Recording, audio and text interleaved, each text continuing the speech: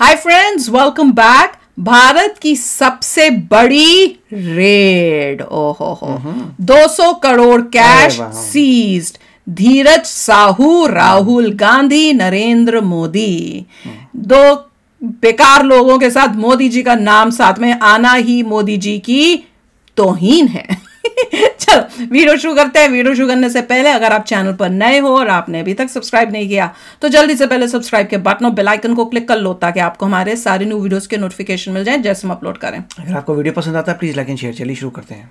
अच्छा, आज का जो अपने प्रोग्राम है ना वो हम इरफान भाई के उस वीडियो से शुरू करेंगे, ठीक है? ये वाला। हाँ, क्या बात है सर, क्या बात है सर। भाई कांग्रेसियों ने साबित कर दिया है कि वोट भले ही उन्हें कम पड़े मगर नोट आज भी सबसे ज्यादा इन्हें ही पड़ते हैं। कांग्रेस ने प्रूव कर दिया है कि सरकार भले ही हमारी 4 राज्यों में ना हो, सांसद भले हमारे 50 भी चुनकर ना आते हो, मगर सबसे ज्यादा मार तो आज भी हम ही कूट रहे हैं। क्या बना के लिखा है? और एक बार इरफान भाई का वीडियो। क्या बात है सर, क्या बात है सर। खबर है कि उड़ीसा और झारखंड में कांग्रेस इतनी गाड़ियों में सांसद धीरज साहू के यहाँ पर रेड पड़ी है और अब तक इस रेड में 300 करोड़ रुपए 300 करोड़ हो गया। 300 करोड़ ये इनकम टैक्स के इतिहास की सबसे बड़ी रेड मानी जा रही है। आज तक किसी रेड में सिंगल आदमी के पास इतना कैश नहीं मिला है और बड़े गर्व के साथ बताना पड़ रहा है कि 1 करोड़ मुझे देते बना तो इसका क्रेडिट एक कांग्रेस नेता को ही गया। और एक बार इरफान भाई का वीडियो तो बनता है बाबा। क्या बात है सर, क्या बात है सर। जी हाँ, अगर कांग्रेसी नेता के अलावा कोई और ये रिकॉर्ड बना लेता तो कांग्रेस की सदियों पुरानी गौरवशाली भ्रष्ट परंपरा का बड़ा अपमान हो जाता।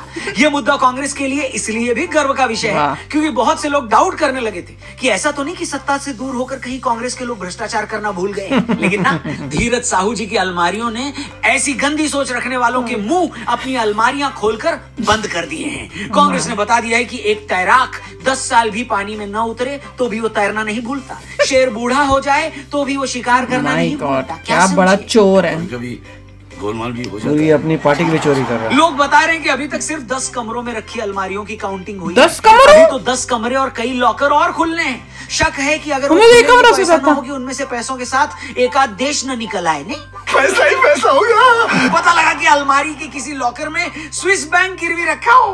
खबर तो ये भी है कि पाकिस्तान वाले बोल रहे हैं कि चाहो तो कश्मीर के साथ साथ बलूचिस्तान भी हमसे ले लो, बस बदले में धीरेन्द्र साहू की एक आध अलमारी दे दो बाबा।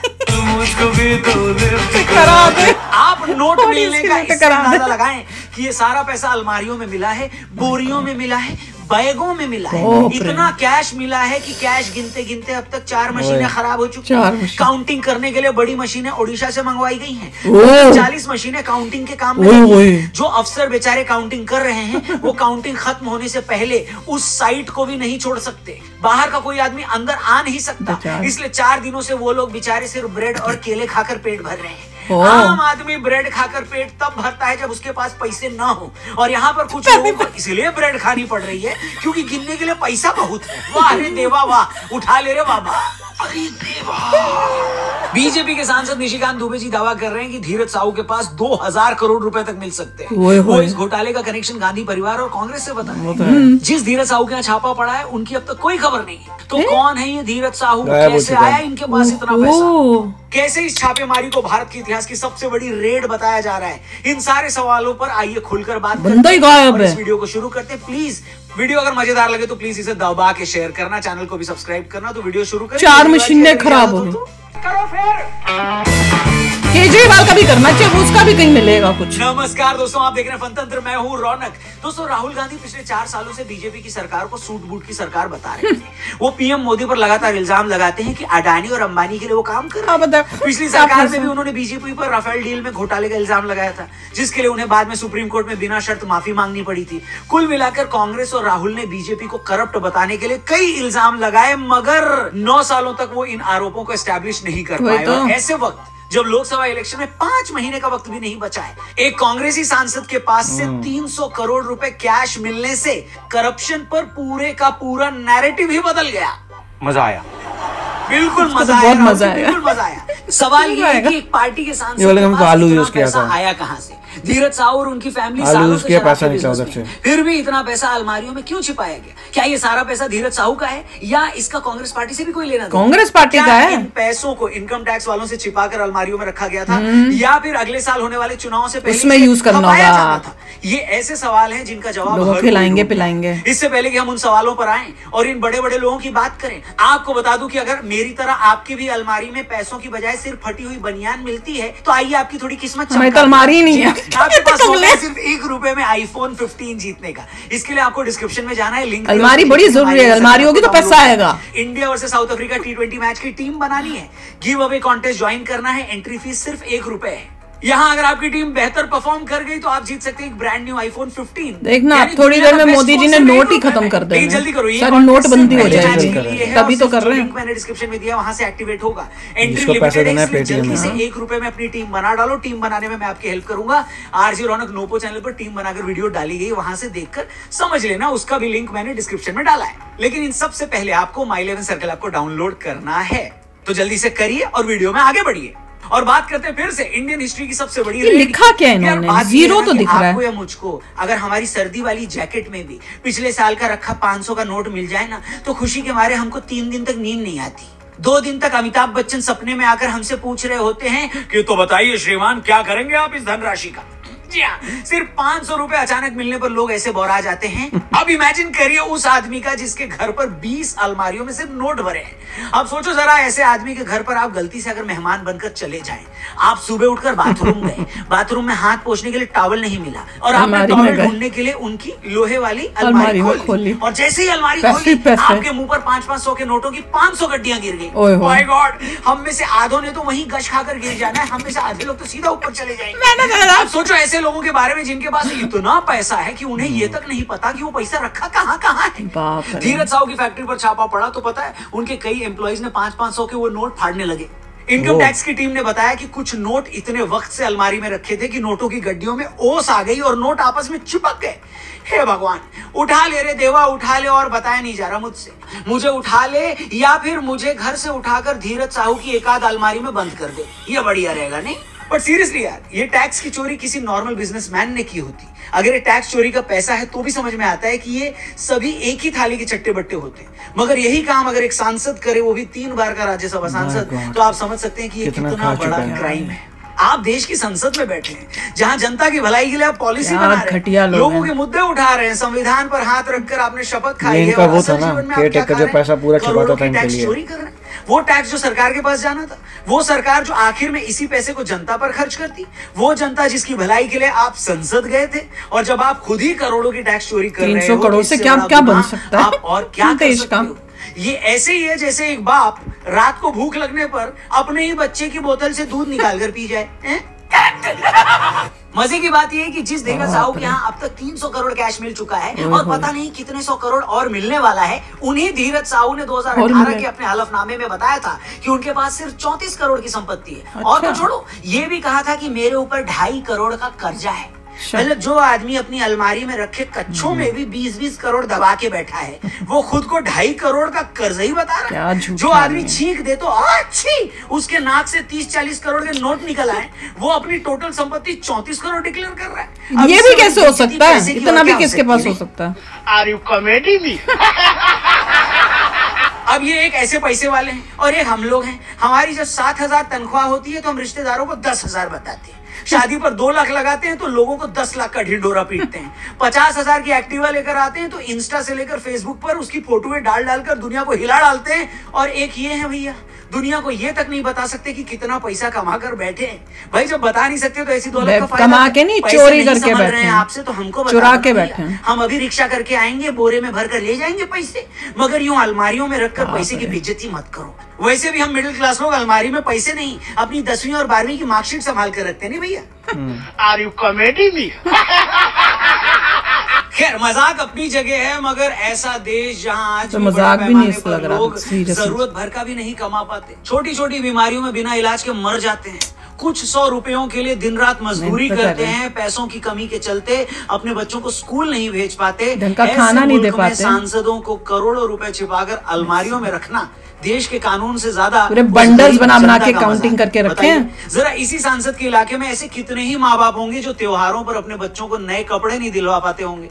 कितने ही लोगों को ये टीस होगी कि सिर्फ थोड़े पैसों की वजह से वो अपने बूढ़े माँ बाप का इलाज नहीं करवा पाए। अगर उनके पास कुछ 100 रुपए होते, 1,000 भी होता, तो वो अपनों को बचा सकते थे। और जिस वक्त ये गरीब आदमी अपनी जिंदगी की इस दुर्दशा पर रो रहा था, उसी वक्त उससे कुछ 100 मीटर की दूरी पर एक सांसद की अलमारी में रखे करोड़ों रुपए धूल खा रहे थे। क्या इससे बड़ा अपमान लोकतंत्र का कुछ हो सकता है क्या? क्या इससे बड़ा पाप एक देश अपने लोगों के साथ कर सकता है क्या? ना, बिल्कुल नहीं कर सकता। बताना पड़ेगा पैसा कहां से कमाया। जैसे कुछ एक मामले सामने आते हैं जबकि बाकी कितना पैसा आया कहां से। पॉलिटिक्स भी प्योर बिजनेस ही है, ऐसा बिजनेस जिसमें आप शुरू में इसलिए इन्वेस्ट करते हैं ताकि बाद में और कमा पाए।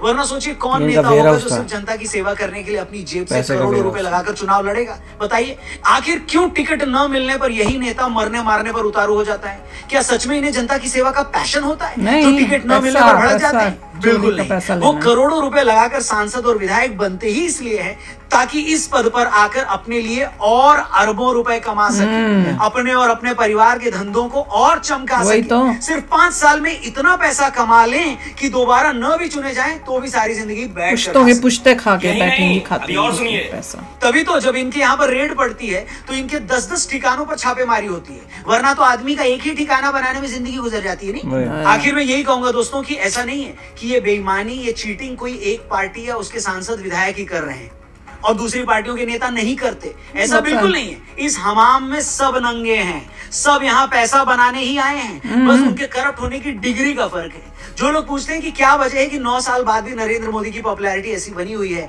क्या वजह है कि आज भी सिर्फ उनके चेहरे पर उनकी पार्टी के लोग सांसद विधायक बन जाते हैं, ये सब कुछ हो रहा है इसलिए क्योंकि मोटे तौर पर अब भी इस देश की जनता को लगता है कि ऐसी भ्रष्ट राजनीति में अब भी मोदी ही इकलौते नेता हैं जो कुछ भी कर लें मगर करप्शन नहीं करेंगे। और जिस देश ने सालों साल तक इतने घोटाले देखे हैं, वहां ऐसे एक भी लीडर का होना लोगों के लिए बड़ी बात है। बस उम्मीद यही करनी चाहिए कि जब भी जांच एजेंसियां ऐसे भ्रष्ट नेताओं पर रेड मारें तो ऐसा करने से पहले उनकी राजनीति न चेक की जाए। अगर ऐसी जांचों में पकड़े जाने वाले अगर सिर्फ एक पार्टी या एक साइड के होंगे तो जनता में यही मैसेज जाएगा कि सरकार को भ्रष्टाचार नापसंद तो है मगर दूसरों का, सिर्फ दूसरों का।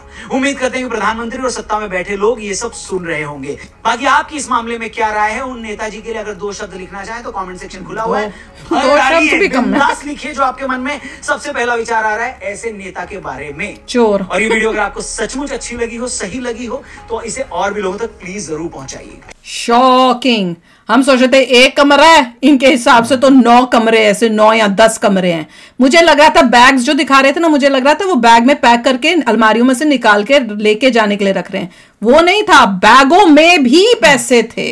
और वो सुना जब उनकी ऑफिसों में या फैक्ट्री, हाँ अलमारियां खत्म हो गई बैगों में, और ऑफिस में जब गए तो उनके काम करने वाले जल्दी जल्दी पैसों को फाड़ने की कोशिश कर रहे हैं। सोचो और इतनी देर से अलमारियों में ये पड़ी हुई है कि वो कह रहे हैं कि नोट ही जो है चिपकने लगे, जैसे पुराना नहीं होने लग जाता कागज जब बहुत देर तक पड़ा रहा, पता नहीं कब से चोरियां कर करके यहाँ रख रहे हैं। बाप रे, हम तो सोच भी नहीं सकते। और धीरज साहू जैसे कह रहे हैं वो भागा हुआ है, पकड़ा नहीं गया, पता नहीं कहाँ गायब हो गया, इतना पैसा पता नहीं कितना और उसका पैसा होगा। ओ खाली एक ही जगह थोड़ी कोई रखा होगा, पता नहीं कहाँ होगा। इतना मतलब करप्शन देखकर आई थिंक लोगों ने 300 करोड़ और अभी और गिन रहे हैं, अभी और पता चलेगा। जो गिन रहे हैं वो बेचारे कमरे से बाहर नहीं जा पा रहे, वो तो खुद ही जेल में फंस गए भैया इनके पैसों में। ले बाहर से तो ले पता नहीं, कह रहे अलाउड ही नहीं है कुछ, बाहर से आना अंदर से जाना, जब तक सारी काउंटिंग नहीं होती। मशीनें खराब हो रही हैं, अब स्पेशल बड़ी मशीनें आ रही हैं, इतना पैसा मिल रहा है, इतना पैसा, देश का पैसा खा के बैठे हैं। हम लोग सुनते हैं कि 200 करोड़ का ब्रिज बन रहा है या कुछ इस टाइप से बन रहा है, हाईवे बन रहे हैं या इतनी बड़ी बड़ी चीजें बन रही हैं। उन्होंने इतना देश का पैसा खा के बैठे हुए हैं जिससे पता नहीं क्या कमाल की चीज देश के लिए बन सकती थी। मैं बोलती रहती थी ना कि ये लोग देखो कांग्रेस के टाइम में क्यों नहीं ये सब बना, क्योंकि ये इस ऐसे बंद करके कहाँ रख रहे थे, पता नहीं और कितना पैसा होगा। ये तो शुरुआत है, इनके पास बहुत पैसा है, बहुत करप्शन, इसीलिए इतना मतलब गर्व से घूमते हैं कि हम तो इतना अमीर लोग हैं, क्या उखाड़ इतनी लोगे अकड़ हमारा, और उस टाइप से हम तो करोड़पति हैं, इतना पैसा तुम्हें पता ही नहीं हुआ कितना पैसा है, इसलिए ऐसे ही एक्टिंग करते हैं ना कि तुम कौन हो भैया। राहुल गांधी की चलना और बात करने का चाल ढाल, मैं तो करोड़पति हूँ, मुझे क्या फर्क पड़ता है, दिख रहा है कि भैया जो बोलना है बोल दूंगा, फर्क ये इनके लिए पता है 58-54 के इक्वल होगा, जितना भी करे मैं फॉरेन कंट्रीज में जाऊंगा, वहां बोल के आऊंगा, पैसा मेरे पास, तो कपड़े पहन लेते हैं उस टाइप के कि किसी को शक ना हो, और अंदर से इतना पैसा। ऐसे कितने इनके केयर टेकर होंगे जो ये मनी के वेयर हाउस ये तो एक केयर टेकर है, एक वेयर हाउस मिला तुम्हें। हाँ, अभी तो पता नहीं और कितने कई होंगे गोदाउन जिसके अंदर पैसा, इससे भी बड़े गोदाउन, ये क्या पता है छोटा गोदाउन पकड़ा हो, अभी इससे भी बड़े बड़े गोदाउन हो। माय गॉड, भागा पड़ा है, कहाँ भागा हुआ है भैया, पकड़ो जल्दी इसको, लाओ इससे क्वेश्चनिंग करो, जेल में डालो, पूरे परिवार जो जो उस बिल्डिंग में रहता तो सबको पकड़ो, सब मिले हुए हैं। चलो यार, अभी शेयर करना अपने थॉट्स, चलते हैं, मिलेंगे नेक्स्ट वीडियो में बहुत ही जल्द। Till then take care and bye bye. तो अगर आप मेरे इस चैनल पे नए हो तो जल्दी से सब्सक्राइब के बटन को हिट करो और बेल आइकन को क्लिक करो, ताकि आपको मेरा जब नया वीडियो मैं लगाऊं आपको उसके बारे में जल्दी से पता चल जाए।